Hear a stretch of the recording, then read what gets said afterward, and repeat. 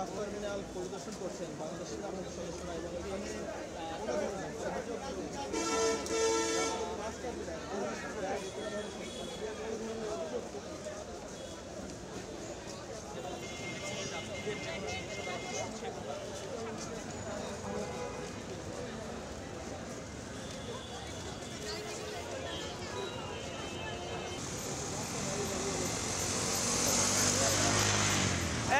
এই ভাই ও ভাই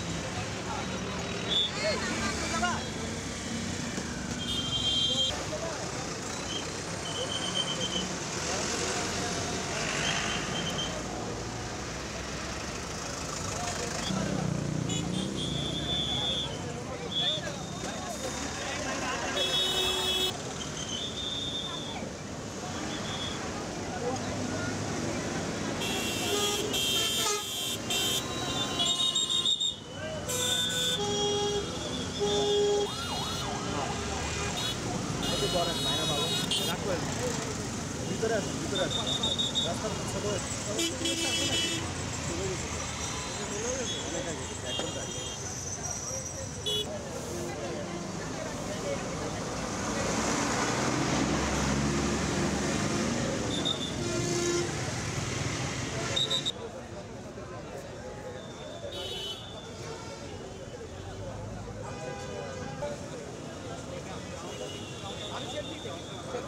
আমাদের সম্মানিত সেনাবাহিনী প্রধানের নির্দেশে আমরা ঈদ ঘরমুখী যে যাত্রীরা রয়েছেন তাদের যাত্রাটাকে হচ্ছে নিরাপদ এবং নির্বিঘ্ন করার জন্য হচ্ছে নিরলস পরিশ্রম করে যাচ্ছি।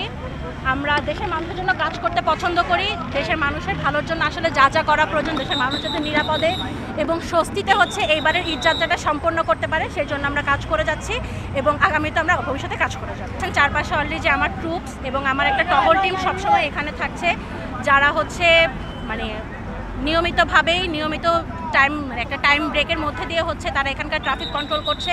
এছাড়াও গাবতলী বাস টার্মিনালের ভিতরে কোনো রকমের সরকারি নীতিমালা ব্যতীত কোনো ভাড়া নেওয়া হচ্ছে কিনা সেই ক্ষেত্রে আমরা কোনো কমপ্লেন পেলে সেই অনগোয়িং যে টহলটা থাকছে সেই টহলটা গিয়ে হচ্ছে বা পেট্রোল টিমটা গিয়ে সেই জিনিসটাকে হচ্ছে আমরা ম্যাজিস্ট্রেটের সহায়তা নিয়ে ম্যাজিস্ট্রেটকে নিয়ে আমরা আইনানুগ ব্যবস্থা গ্রহণ করছি এবং যাত্রীদেরকে তাদের অতিরিক্ত ভাড়া আদায়ের যে টাকাটা রয়েছে সেই টাকাটা আমরা ফেরত দিয়ে দিচ্ছি। এরকম কি ঘটনা ঘটেছে?